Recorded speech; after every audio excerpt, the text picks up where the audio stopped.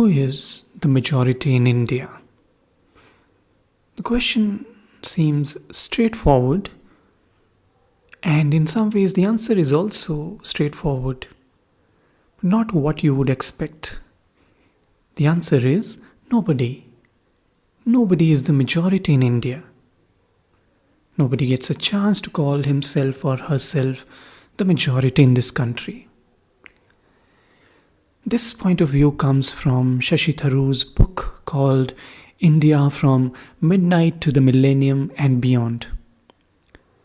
He makes this point that the concept of being in majority in India makes no sense. And after all, everyone is in minority in India. How is that possible, you might ask? So I'm just going to quote Shashi Tharoor from the book. He says, "A Hindi-speaking Hindu male from the Gangetic Plain state of Uttar Pradesh might cherish the illusion that he represents the majority community, to use an expression much favored by the less industrious of our journalists. But he does not. As a Hindu, he belongs to the faith adhered to by some 80% of the population. But a majority of the country does not speak Hindi. A majority does not even hail from Uttar Pradesh. And if he were visiting, say, Kerala, he would discover that a majority is not even male.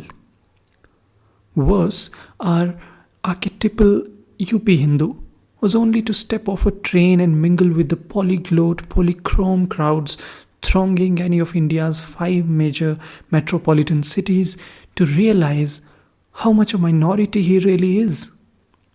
Even his Hinduism is no guarantee of majorityhood, because his caste automatically places him in a minority as well.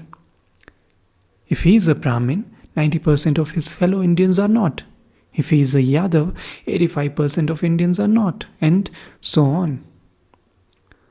So that's how Shashi Tharoor describes this idea that everybody in one way or the other is in minority in India. And such is the complexity of this diverse nation called India. There's another way to look at this majority-minority aspect. When we say, let's say there are 80% Hindus, 14% Muslims, and 2% Christians, it tells us nothing about their distribution. For example, Sikhs, despite being a minority in India, they form a majority in the province of Punjab. Similarly, Muslims are in majority in the state of Jammu and Kashmir, and Christians are in majority in 3 states or provinces, Nagaland, Mizoram, and Meghalaya. And there is more. Think about this. People don't really live in a nation or a province. They live in cities or towns, in the streets. And the deeper you look at this demography, you'll find the complexity there. And when you take this picture into account, you'll find how skewed this whole idea of majority and minority distribution is in the country. And we're still talking about religion. Now let's take a look at the languages. There are hundreds and hundreds of languages being spoken in India. The Constitution of India recognizes 22 official languages. That literally as many as there are in European Union.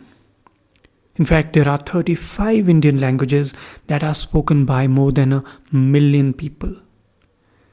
Then there are dialects which run into thousands. Interestingly, each of the native speakers of these languages is in linguistic minority.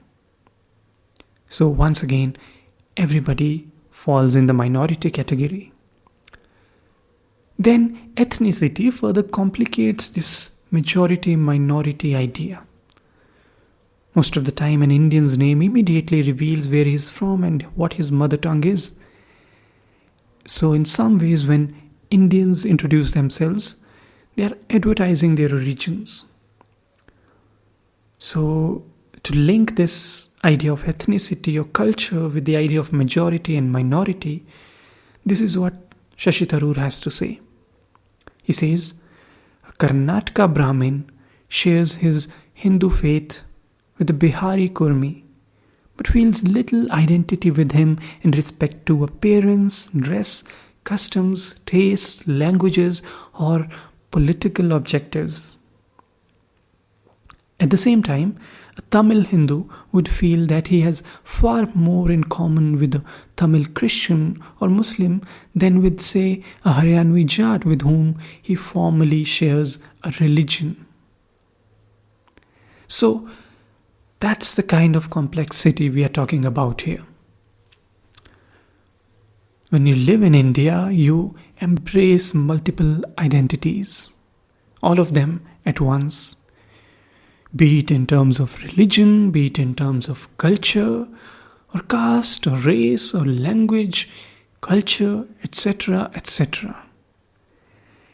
And no matter what you identify with, you always end up being in the minority category. And that's why the answer to the question, who is the majority in India, the answer, as I repeat, is nobody. Nobody is the majority. Everybody is the minority in India.